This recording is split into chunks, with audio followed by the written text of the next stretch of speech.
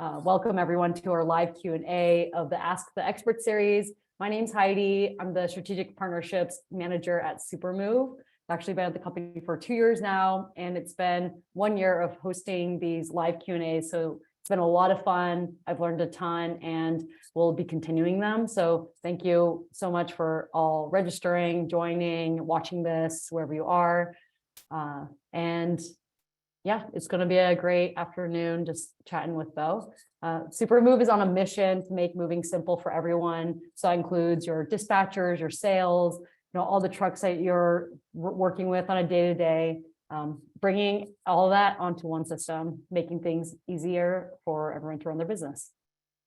Today, I'm joined by Beau Roskow, Vice President at Naglee Moving and Storage, and look forward to talking about the science and art of moving and running a moving business, bringing together that financial aspect with all the, the manual labor of a moving business. We'll be talking about everything from looking at how you look at profit margins to finding a solid niche to grow in. A brief bio about Beau. He's worked at corporate headquarters at Sam's Club and Walmart for over 20 years in many different capacities.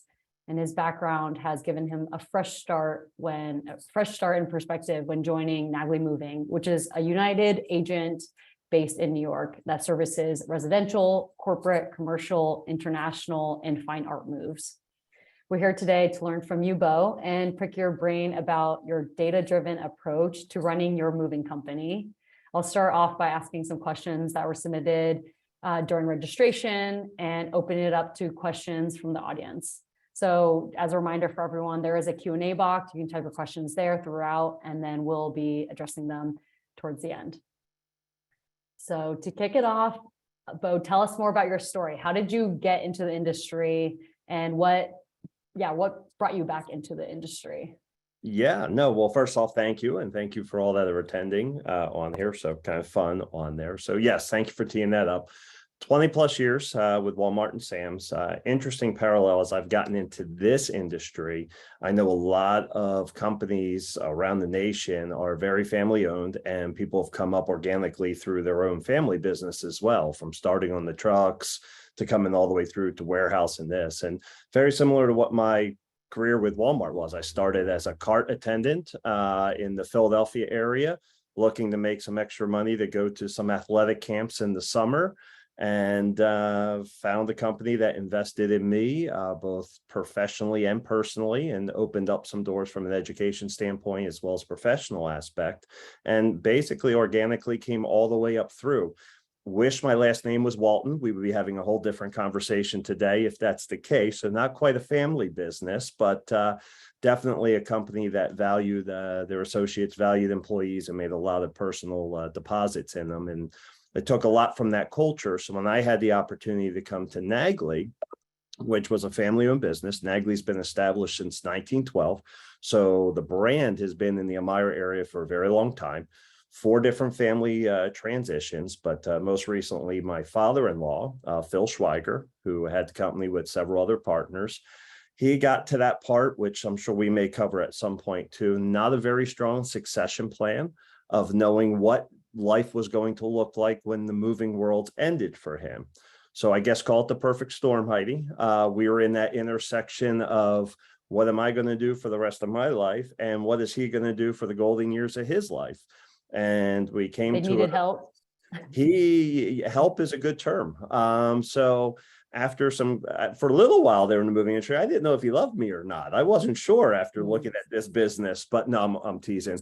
No, looking at an opportunity to really take a deep dive into this, saw a lot of potential, saw a great network of people, and just a passion in this industry that is really unique, but also saw a lot of opportunity for growth. So really my story has really just been that transition, that life change, that industry change, and dive into something similar to what you guys are doing to try to differentiate and do something different in a history that's so rich with, I guess, legacy, but how do we move into the new times? So. Yeah. What was it like joining this very established family-run company, yeah, being completely an outsider. It was like drinking from a fire hose. Yeah. It was crazy. It spoke its own language. It functioned in its own way. It had legacy processes that I used to joke it was like the Aborigines, the only indigenous people that can navigate the outback, but they learned how to do it by song from when they were infants through, because there was no way you could tell somebody midlife. So there was a lot of peeling back the onion to figure out, and kind of how we reshaped Naglee and how we continue to reshape Naglee was learning a common language, being able to understand things more from the end user and not the operator user, and breaking things down into digestible chunks that way. And really, again, I don't want to say changing how the business was run, but interpreting it in a way that was more common and visible to everybody who was a part of it. Yeah. When you first joined, were you guys specializing in fine art moves, or was it just focused on residential at the time? You know, we were still diversified, but not, we were 80% residential household at that point. So we had we were sampling in other areas, but we were not fully vested, or we did not have strategic plans in those particular areas. And then over the last 5 years, we have really changed the allocation of what our portfolio looks like to be more sustainable from a 12-month standpoint than just your traditional peak and non-peak seasons. Yeah. So being with Naglee for 7-8 years now, what are some of the biggest challenges that you face day to day? Oh, great question. As I'm sure the entire audience did. And then I would start probably in this order. Number one is talent. I mean, I think especially with the acceleration of what the pandemic has done to the entire globe that way, but even before that, there was indicators here of talent development, talent acquisition. With the explosion of e-commerce and some of the other things, all of a sudden trucking became very popular to a lot of people. Well, when you can easily just bump docks and move stuff for Amazon and Walmart and Target, you don't want to take a couch up and down stairs or do things along those lines. So we had to really rethink what that new mover was going to look like, and what that new career was going to potentially look like, and how you attract from a different generation, as well as all the way inside. We kind of always think of the moving world of just the people on the truck and in the warehouses, but how that whole infrastructure works behind that as well. So we had to really start re-examining that, but at the same time, put that through one talent folder, because again, we just talked about, they speak their own language, they do their own thing. So we were looking for folks that met a certain criteria with no experience. So we've really had to balance that. So talent is still the biggest thing. I think we've also tried to tackle the modern customer. The customer of 1980 is not the customer of today. And are you speaking specifically about the millennial customer? I think if you want to focus, but I think even my grandmother is a millennial focus now. I mean, she will research something on her Apple phone. Yeah. She will research different things. So the consumer in general, regardless of the generation, is just a smarter consumer. They also are influenced now, not just by word of mouth. They're going to validate things through data and reading and other things that typically, you just had a yellow book age. If you had the biggest yellow book ad, you were winning in this space, and that's not near where it is today. It's such a collection of so many things from top to bottom. So I mean, understanding that new customer is also a challenge inside there. And then that leads to that third piece. If you're constantly developing talent and you're constantly trying to drive that customer experience, it's just that new ways of working. And that's what we've deemed it. The work is the same, but how you work is dramatically different. And how we take that intersection of innovation and data and talent and customer and bring all that front and center to a new way of doing business. So we can still look backwards, because I think the past is what shapes the future, but we can't keep working the way we always did, or we will not be where we want to be tomorrow. Yeah. Can you tell me more about the talent, like how you and Naglee have viewed the problem? Is it something that you said the pandemic expedited, but was it something that was happening before the pandemic that people were, not wanting to be movers? They were just going to other industries. Mhm. Sure. Yeah. I mean, I think the biggest thing, at least for us, and I'm sure it's scaled all over, was there's just a huge driver shortage in general. Yep. CDLs, I mean, and not even, again, I looked at a lot of data before the pandemic and after. I mean, there's a mass exodus of professional drivers just in general. Then it accelerated through the pandemic. So we had an opportunity to really dive in and start looking at our numbers and say, hey, how much more can we do from a non-CDL standpoint with straight trucks? Hey, how much more can we do with cargo vans? And you got to really know your numbers, and we'll get to that of being able to use some of these things because they can sound like great ideas, but if it doesn't work out from a volume or a pricing standpoint, you're just going to bury yourself anyway. But we really turned the entire business upside down and for the lack of a better term, examined everything and asked the question to everything. Why do we do it this way?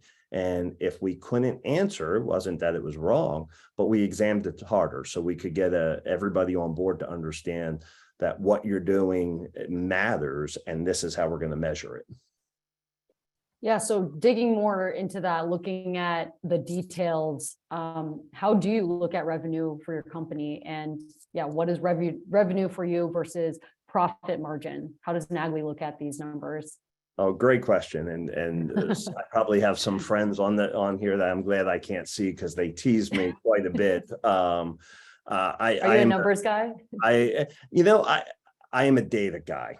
I'd rather go with that because I think sometimes number people get associated just being an accountant or procurement or this or that and are only changing the pennies. But I do really pay attention to the relationship aspects. And that's why when we start talking about revenue, one of the biggest things I saw in this industry was there was a gap in financial acumen. We chased revenue, and there is some value in some aspects to that. But chasing revenue too much without a good expense structure or not understanding your competitors' pricings or understanding the margin levels in different lanes of work could bury you real quick because you're only dealing with a certain amount of capacity. So your question of how do I look at that? I look at that numerically in many things. I have a whole financial roadmap from a daily, weekly, quarterly, monthly, yearly standpoint. And then typically we look at 3-year trends. I mean, historically, this business in general has such anomalies with certain months and certain quarters over time. It's hard to really only look at things from a this year, last year standpoint. You really got to look at things a little bit more scaled out and holistic to kind of see where those trends are and then start making those incremental changes to where you want to go. I personally hated my first 2 years when I lived on 4 months of a peak season and literally had to hope and pray that we had a great season to then survive the rest of the year. And there just had to be a better way. And I'm not saying that we have solved it, but we're in a much better place to be more sustainable throughout the year than just depend on 12 weeks out of the year to make it. And do you compare your numbers to somehow your competitors or, maybe a peers that you talk to, or where are you getting kind of your benchmarks from? Yeah, it's a great question. So I've used it several of the more national conferences to kind of build some benchmarking and some baselining. We also do kind of a owner's retreat. I have 4 or 5 close friends that once we've established trust in that people weren't espionaging against you along those lines, we retreated off to a bed and breakfast area and spent 3 days to just kind of tackle some things. And we used some of our P&Ls to establish what is a mid and a max of certain lines, what's your ratios, and then more importantly, just not identifying the what, but then having good conversations on the how. How'd you conquer this? How'd you know this was a problem? And the one thing I will give this industry in general, people have such passion for what they've done. If you ask the right questions, They give you a tremendous amount of information. I am just getting into a segment now with commercial moving, something new, something we've done, but went out and had to find one of the subject matter experts. Ed Katz was a developer who transitioned from this old world to a new world, and just a wealth of knowledge, but not just from the art, but also established the science. And that's where I've tried to use that globally with how I can bring myself up to speed in this industry, but also set Naglee on a flight path for success in the future. You've told me about this owner's retreat that you do, and that sounds so much fun. I wonder, how often or how common it is for other people around the US to come together and have their own peer groups that are forming. But why don't you think there are national benchmarks that are able to be, easily accessible online? Like, why is it that you have to kind of just ask your neighbor, hey, what are you guys making this year? How is, what's that benchmark? That's a great question. I would say, in my opinion, I know I asked the expert. I don't think I qualify expert in this field. You're the expert people here. that are having there, but I think I think just as we kicked off, I think there's a fear, and not a fear as they're scared. There's an insecurity of the financial acumen that a lot of people haven't formally been brought in around numbers. My time with Walmart, we had to know our numbers. If you didn't know your numbers, that was the price of admission to even get in. I don't know if that's necessarily something that's pushed at the ground level in this industry coming up. So there's a gap that starts there. Then there's a fear factor. There's a fear factor that we're going to share something that our neighbor's going to take and beat us at it. Where sometimes that is true, but in other times, I think that transparency, you don't know how high is, and you don't know how low is until you're bankrupt. So to start establishing certain financial indicators or warning signs or positive signs, I think can be helpful, but it also requires a lot of trust, and it requires a relationship that way, because you only get burnt once or twice with stuff like that, and then you're not going to want to share your toys with anybody. But for the most part, I think for an industry that's in a pivot standpoint right now, what will we look like? That financial awareness and that financial acumen of understanding these benchmarks, I think will help the entire industry. Because let's face it, I know when I got in here and started researching the industry, there was a lot of shady movers out there. Mm-hmm. And there were a lot of hostage stories and things like that absolutely erode customer confidence and other things. But there's also a lot of moving companies that could do it easier if they understood those numbers better. And that's hopefully maybe what we can shine some light on today. Yeah. And looking at, talking about the numbers piece, how often do you look at your financials? You said you have like a roadmap, but how often do you actually, really take a deep look at them in order to then make decisions and changes? So no, great question. So I think it's the how. I look at numbers every day. Okay. The difference in the numbers of how I look at it is the purpose of what I'm looking. So I have certain numbers I look at just from what I would call a KPI, a key performance indicator. So there's certain numbers such as payroll, there's certain numbers such as bills, there's certain numbers like that you just got to keep a certain ratio and thought on. Then I look at numbers from a perspective of, okay, what goals did we set in the beginning of the year in a particular line of business? How far are we penetrated into that? Are we on target? Are we off target? Where are we at? So they all have a different mold and purpose. I tell you, when I talk to my ops manager, when I talk to my sales manager, when I talk to the art side, everything starts with a financial base and some type of metric base. Then we start discussing the business off of that. So I don't know if that necessarily answers your question exactly, but it's a daily conversation in some type of lens, either with me getting up to speed with what's going on in the business, or reacting to what's going on to the business, or forecasting where I want the business to go. And then typically when we want to make more holistic changes or shifts or want to try something, then that's when we either will start using customer feedback, and we'll use anywhere between, I'd say, 12 months to 72-month trending, to start establishing certain lines and maybe where we want to try some new things. I am not a big, let's jump out and go all in type person. That's just not, and I know some entrepreneurs love that all in, all that. Not so much this guy. I want to take a calculated risk. I'll take risk, but I want that risk to make sense, both in data, both in support, and both in sustainability that way. So I move slower, but typically I don't have to move backwards as much to get back going. Have you looked at the numbers for peak season this year compared to last year? And I'm just kind of curious what your thoughts are on why business was either better or worse. So, yeah, great question. I mean, I think from a volume, at least from our side on there, our capacity changed dramatically from the pandemic. I mean, we had to reduce capacity quite a bit, but with the reduction in capacity helped us have a healthier pricing matrix. Yeah. So in comparison, from a revenue standpoint, we did very well, and we feel very good about where we came out revenue-wise per ratio to our other peak seasons. One thing I've recently seen is there was a lot harder stop this year.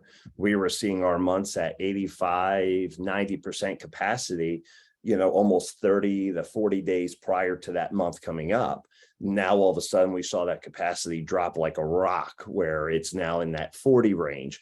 But it's okay, because our focus is, as I'll get into, changes. So our quarterly focus now changes to other lenses. So we're going to push more our commercial side in these slower seasons. We're going to push more of our other type of international stuff in the other side. So it's just being very purposeful of understanding we take what the market gives us that's at its best value, but then we don't hold on when that value is not there. We can change and pivot and then start reassessing our resources into those other areas. So to answer your question, from a traditional peak, we felt very good with where the peak season, but stepping back, we feel very good about just how the whole year is, because we're seeing growth coming out of the pandemic of getting back to 18 and 19 numbers prior to the pandemic. That's great to hear. I'm hearing, mixed news from moving companies. Some are seeing like much less sales compared to last year, but I'm glad to hear that business is doing well. Just talking about being diversified, can you tell us a little bit more about Naglee Fine Arts and what kind of clients you guys do work with? Sure, I'd be glad to. So really, that was our fine arts division was a birth of a major account client that we had had for years, established for over 60 years serving, that they just had a very particular need in that space. And since we were already helping them with solutions with so many other places, I have to give it completely to my father-in-law. It was way before my time. They got into this space to help them kind of just relieve some of that pressure, so they didn't need to use all their internal resources for that. Traditionally, my father-in-law and that team used our arts division kind of as an ancillary business. And what I've been able to do, he left it in a great place in the 7 years that I've come through, is now just to take that and realize, hey, there is some opportunity here to expand that off-season work that doesn't fall traditionally in the peak season to get into that groove. And the reason why is a lot of the art institutions are also schools and universities and things along those lines, where they have more of a 12-month need in that space than other areas of our business. So I would say it was a great accident along those lines. Him and his team were being solution-based to help fix a need, and kind of just stumbled. And then in that process, though, it's not something you can just say, hey, I want to move art for you. So we had to change, and we were fortunate we have two major art institutions within a very close proximity. So we have students and we have professional art handlers who just are organically in this community that we're able to leverage and get involved in, because you don't really get to have a claim in arts. It's one thing to fix the chair and fix the couch. You're not fixing some of this stuff, so you have to be very, very methodical and process oriented with what you're doing there. I don't hear of very many companies that specialize in fine arts moving. So I'm, very intrigued that you guys have carved out such a niche business here. But how do clients usually find out about the that you guys do fine art moving? Is it just the internet, word of mouth? Well, it's not advertised. I mean, even if you tried, again, when you talk about understanding the customer, no one's really like, hey, who's the best art mover in here? It is 100% referral based, because there's such a trust and quality benchmark. And you talk about another industry that speaks their own language, has their own processes, has all these different pieces. Once you do really well or you get established, it's a slow. That's why I'm saying you have to really wait time. It's not a growth boom business, but the referrals will come, and then the loyalty is great along those lines. Wow. All right. Well, maybe I'll inspire people to take a look at that. But as Beau said, this hairline, conquer the other stuff first. Trust me, but that's all right. Just shifting gears, would love to talk more about the new modern customer and how your company views, how you view your customers. I know that in our prep call, you talked about customer service versus customer centric. So can you just tell us a little bit about how you guys are viewing customers today? Yeah, no, it's a passion. I wish I could tell you here we've arrived. We have not. It's a journey, it's a process, but I think it changes with our mindset around customer service as well. And again, this could also be branded from my experience in retail and coming up through there. Sometimes customer service stuff has always been very transactional, and usually it's post something bad happening. A bad refund, a bad claim, a bad whatever, and I could speak different things. So then you're measured on how fast you react to the bad situation. Yet, being a little bit more customer centric is changing the mindset of not being always reactionary. And now both share a common word. Communication's key in both of them. Great customer service is usually great communication. Customer centric is great communication. But one's a little bit more strategic and centric in nature because it's more the listening sessions. It's more determining what is that customer looking for, and then having the ability to dissect that. So like we talked about earlier, having a language that's different than what your customer is expecting. And again, I came in, I was new to this world. I kept hearing this delivery spread. And I'll just use an example. And I'm like, what in the heck? You're like, do customers understand? What is that? What is it? Well, I'll tell you, 9%, they could tell you, well, it's this, and I can deliver it to this, and I can deliver. And that was great. The problem is customers don't care. They don't even know. Now, just that same word, you switch it to delivery window. Yep. That's a common window. So FedEx gives you a window. Your cable provider gives you a window. So when you start looking at shared services as something simple as that language, now when you're engaging in a customer, that common language sets equal and consistent expectations. And when we started going through that, we started as challenging the entire team here at Naglee and said, first, we have to all start speaking the same language, because ops would answer something in one way, sales, we're all talking about the same thing with 4 different dialogues. It just makes sense. So now we flip it to say, okay, what would the customer experience be? And can they pick up intuitively of what we're speaking about to what they need? And then peeling it back. So after a move, not just getting that 5-star review, but truly asking the questions of, how was the experience? How was this? How was that? And blending that feedback back into how we do the work to be able to transition that. Now that new customer or that new one, moving is like a part of their life. I heard too many customers tell me moving is like its own world. Like, why do I have 8,000 pieces of paper when everything else is electronic now? Why do I have to do this when I have to do it? The customers want their life to be as normal as possible, not have moving be such an experience that it's like from an outer world space station. How do we get it as similar to their life? And that's really where it's a bigger term, but that customer centric is really starting with the end in mind from a customer perspective, not just how we take care of the customer. I think incorporating feedback is a really important thing for not only, individuals to do, but as a company. So how do you guys incentivize your movers and drivers to actually incorporate the feedback that's being given to them on these reviews from customers?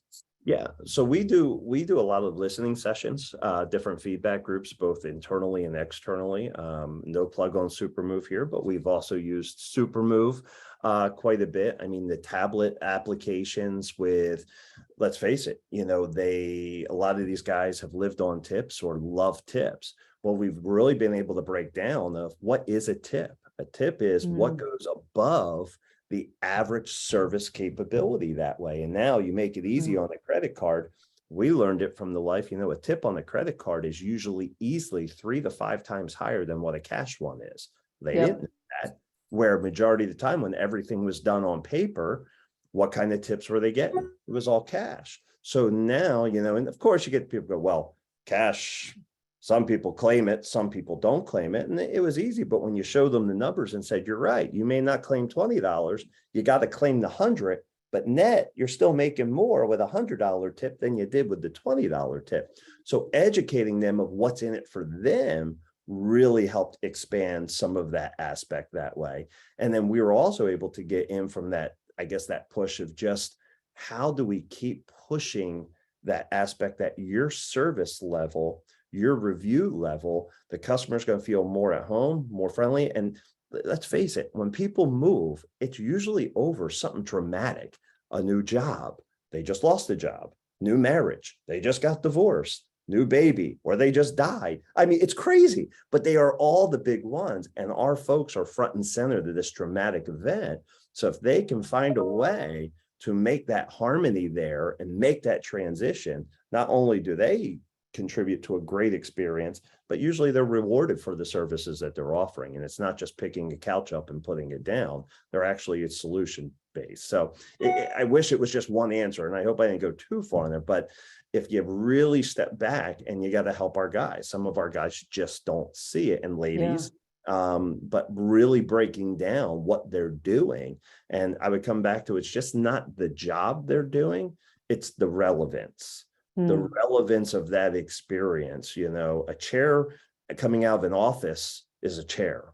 The chair coming out of someone's personal office could have been their grandfathers, their grandmothers, or someone there. You got to have some of that emotional intelligence in those environments to offer that best service. And we're working on trying to bring our guys up and ladies up to that level.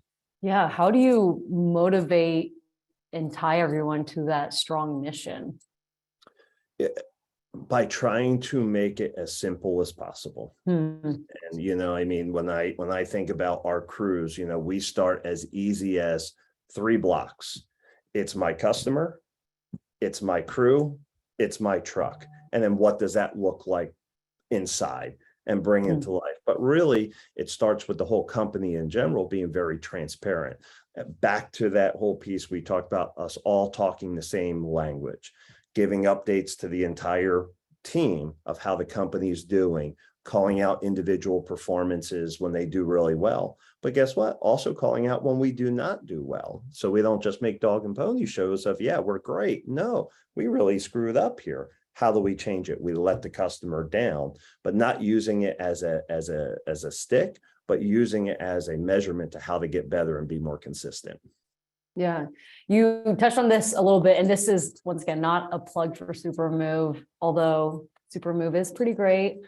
I just want to hear about your thoughts on technology in the industry, manual versus automated. What are some top tools that you use on a day-to-day to manage your business?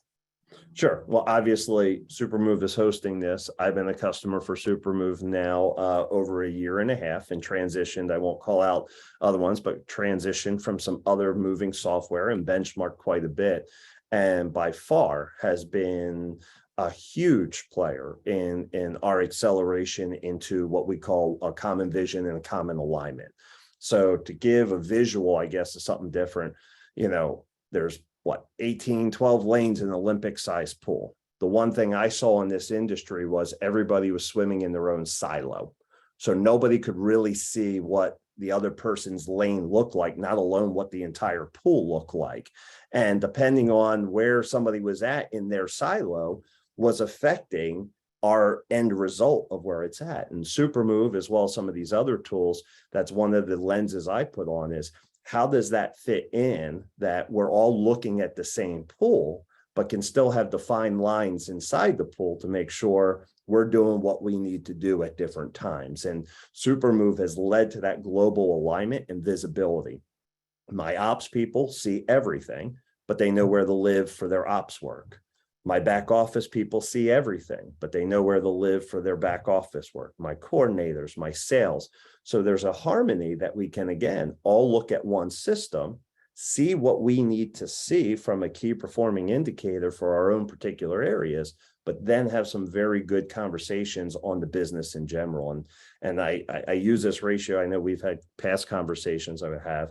The question for the audience that I have in here in general, my question back is, really keeping that balance. This industry has a way of pulling you in truly as a tactical individual contributor.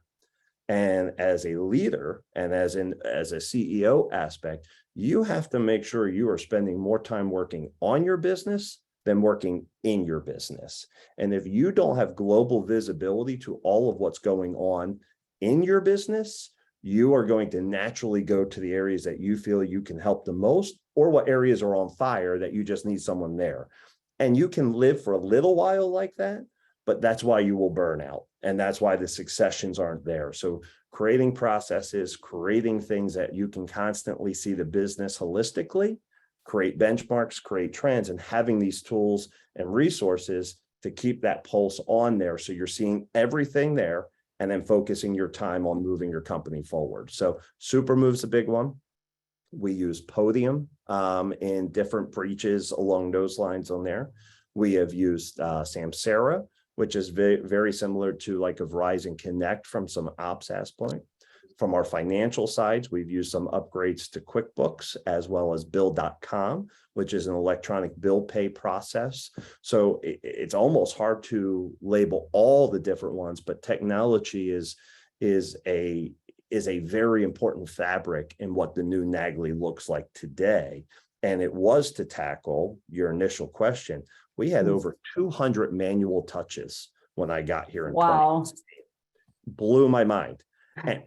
And I'm thinking, how do you even quality control check that?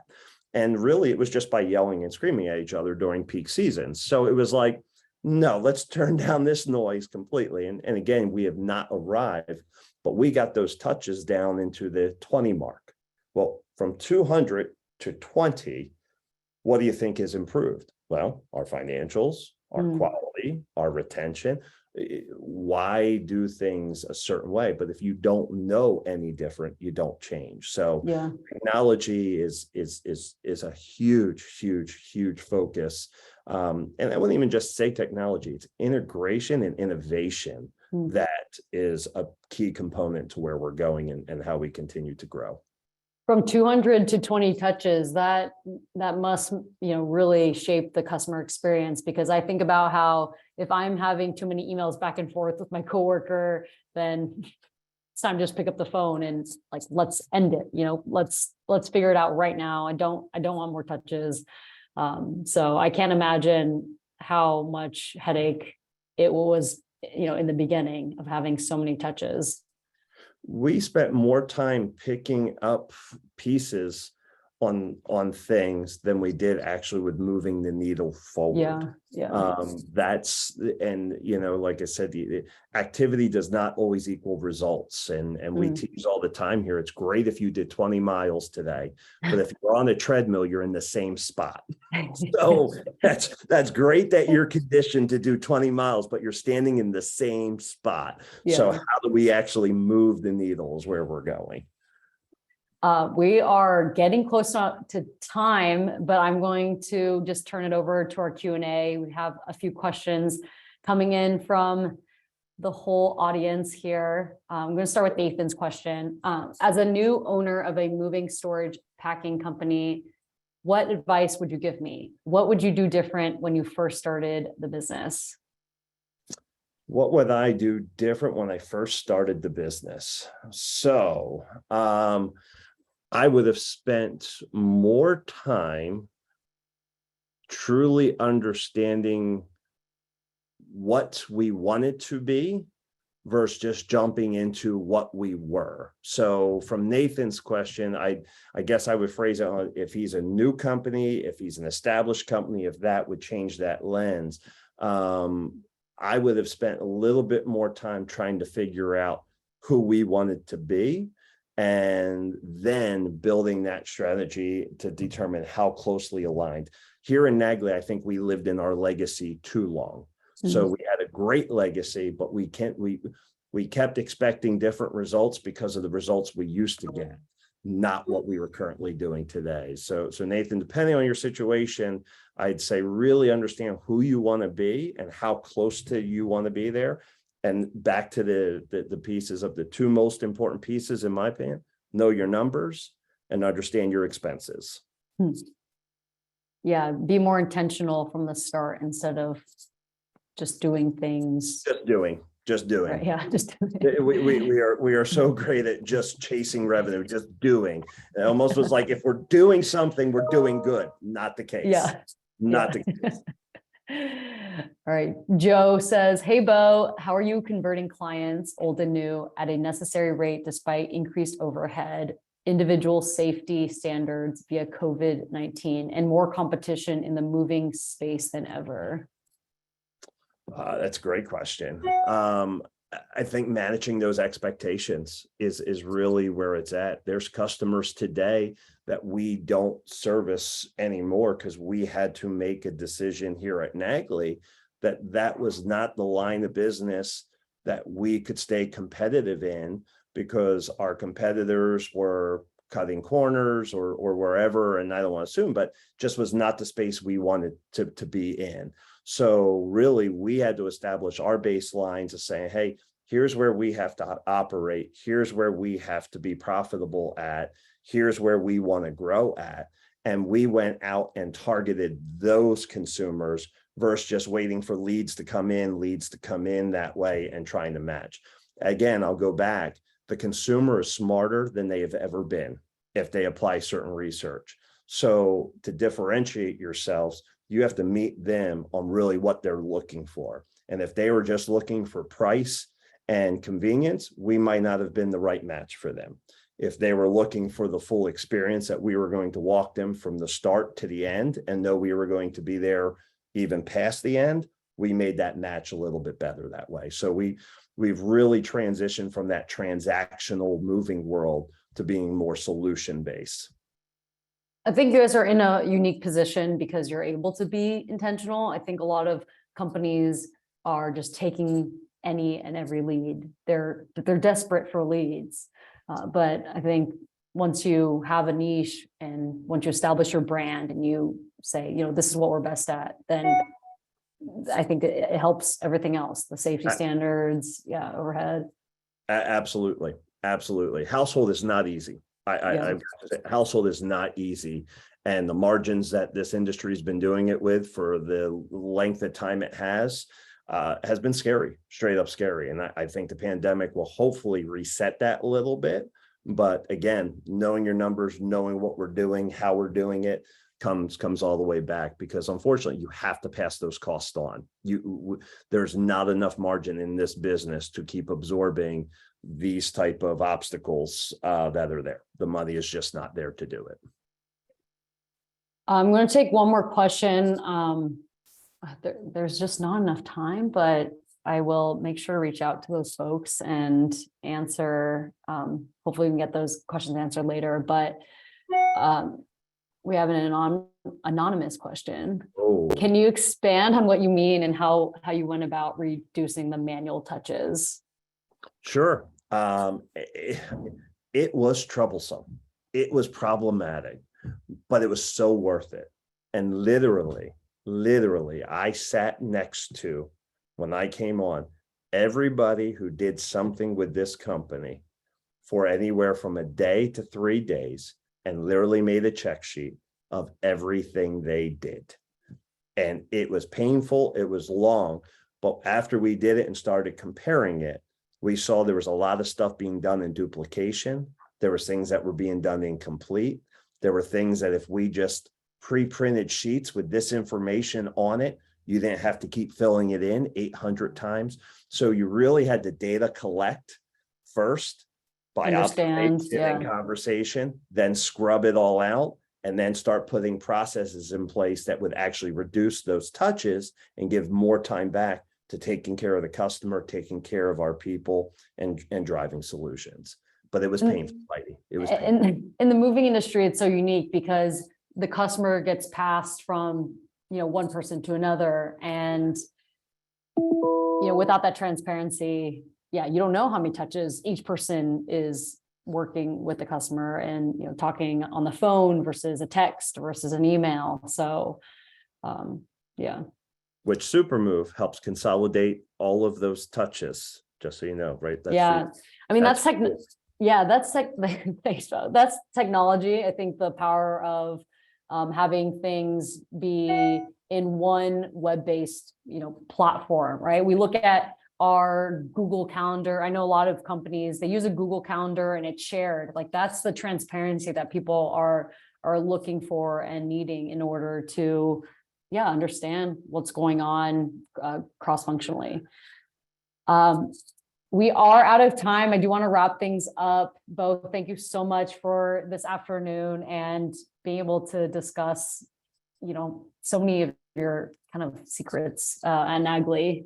I'm feeling very inspired. I think you have such great energy. I really enjoy all of our conversations. So really appreciate you. Once again, this live Q&A, you're welcome. This live Q&A was brought to you by Supermove. We are helping the moving industry simplify, their business by bringing everything onto one system. And if you're not using any moving software today, if you want to learn more about how we handle everything from sales, dispatch, the accounting and payroll functions, please reach out or sign up for a demo on our website. And you can mention that you've attended this live demo with, live Q&A with Beau. Beau, do you have any last questions before we say goodbye? No, I just want to thank you. I think you guys are making tremendous impact in this space. So thank you for being an advocate for this industry, and want to thank everybody who jumped on. I think it's stay curious, stay engaged. Even if there's things I said that you're like, what are you talking about?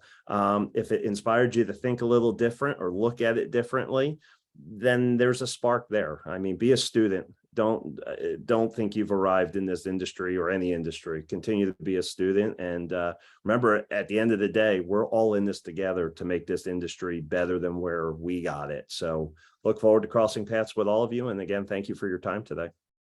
Awesome. Yeah. Thank you everyone for attending, and you can look out for our next event by following Supermove on social media. We will be posting this recording later and sending it out to everyone who registered. So that is all. Thanks so much. Take I'll care. see you later, Beau. Bye. Bye-bye.